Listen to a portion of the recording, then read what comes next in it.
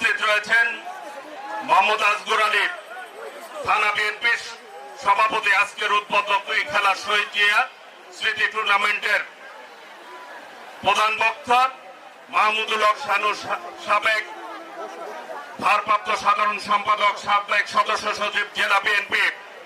উপস্থিত এই major general অবসরপ্রাপ্ত মাহমুদুল হাসান কলেজে যারা উপস্থিত হয়েছেন, Hugra union, কাতুলি union, Kakua union,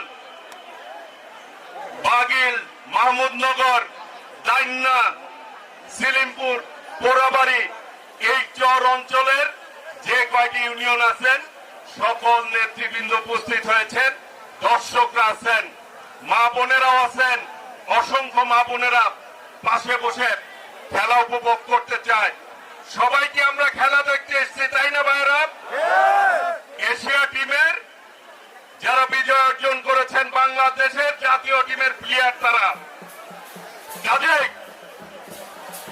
এই খেলা চরবাসীর দাবি ছিল, আসগর আলী সাহেব বলেছেন এই চরবাসীর দাবি, এইখানে তারা এসে খেলবে।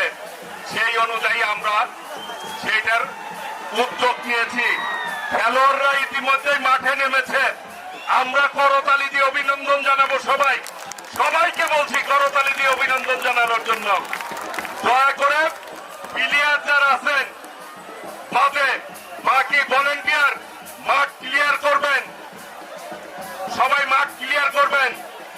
প্রিয় ভাইরা, আজকে এই চর অঞ্চলের মূল যে সমস্যা ইতিমধ্যেই আসগর আলী সাহেব বলেছেন যে যমুনার ভাঙ্গন হচ্ছে।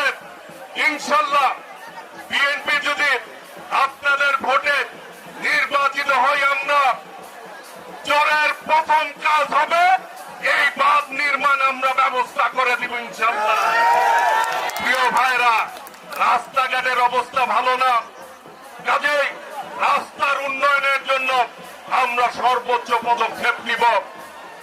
আমরা বলতে চাই আমাদের নেতা শহীদ রাষ্ট্রপতি জিয়াউর রহমান, আমাদের নেত্রী দেশ নেত্রী বেগম খালেদা জিয়া, আমাদের অভিভাবক, আমাদের ভারপ্রাপ্ত চেয়ারম্যান দেশ নায়ক তারেক রহমান ইতিমধ্যেই বাংলাদেশকে গড়ে তোলার লক্ষ্যে ঐক্যবদ্ধভাবে সকলকে নিয়ে কাজ করার অঙ্গীকার ব্যক্ত করেছেন দেশ নায়ক তারেক রহমান।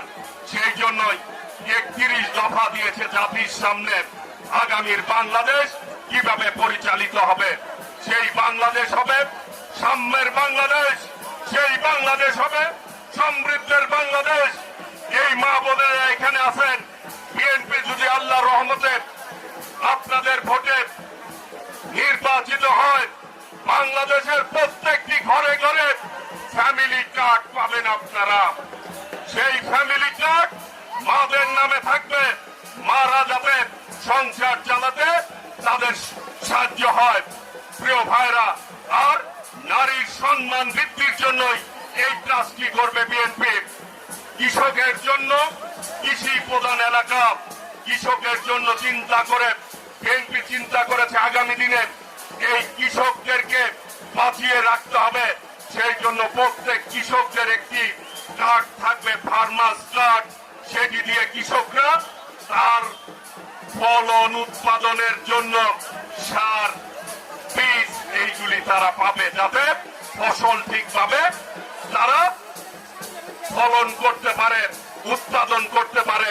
প্রিয় ভাইরা, ছাত্র ভাইরা আছেন, ছাত্রদের জন্য শিক্ষার মান উন্নয়ন করা হবে।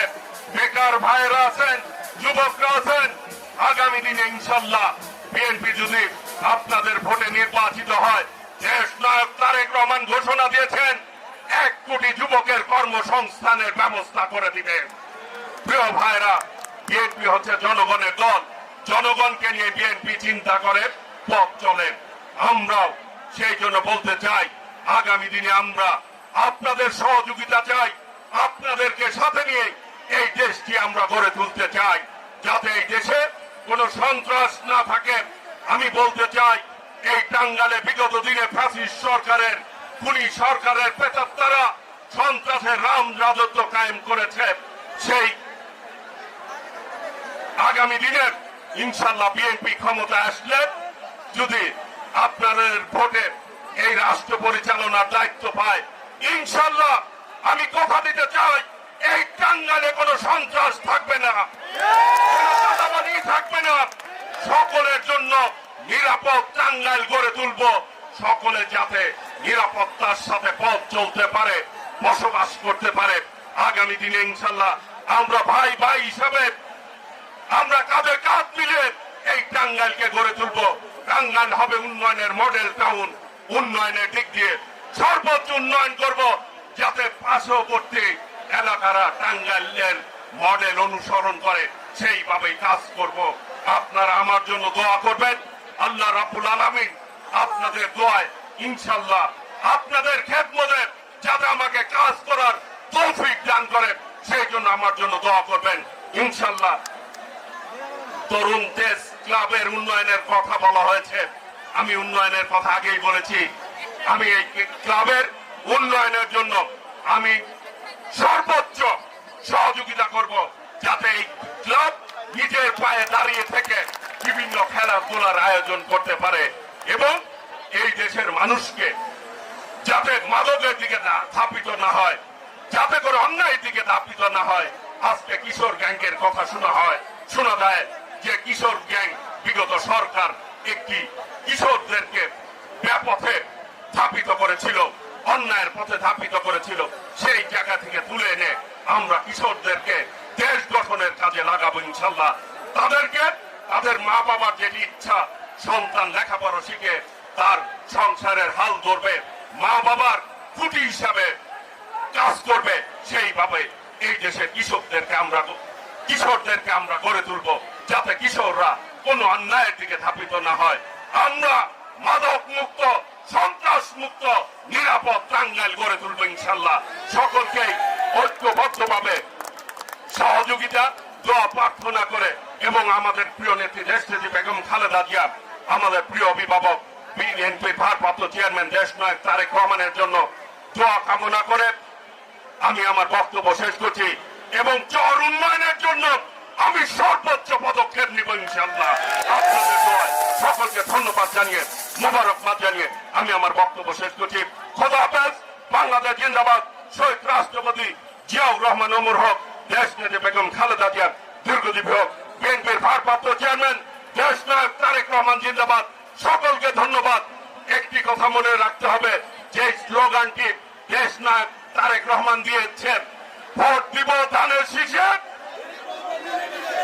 দেশ গর্ব মিলে মিশে, ভোট দিব ধানের শীষে, দেশ গর্ব মিলে মিশে, ভোট দিব ধানের শীষে, দেশ গর্ব মিলে মিশে। এবং আমাদের একটি আহ্বান আছে, দেশনায়ক তারেক রহমানের একটি আহ্বান রয়েছে তরুণ সমাজের প্রতি। তরুণদের প্রথম ভোট ধানের শীষের জন্য হোক, তরুণদের প্রথম ভোট। আর এই দেশটি আমরা সকলে মিলে গড়ে তুলতে চাই। আমরা দিল্লি চাই না, পিন্ডি চাই না, সবার আগে আমরা বাংলাদেশ চাই। সেই জন্য উনি স্লোগান দিয়েছেন, দিল্লি নয়, পিন্ডি নয়, নয় অন্য কোন দেশ, সবার আগে বাংলাদেশ। এই বাংলাদেশকে বুকে ধারণ করে আমরা পথ চলতে চাই। সকলকে ধন্যবাদ। আসসালামু আলাইকুম রহমাতুল্লাহ।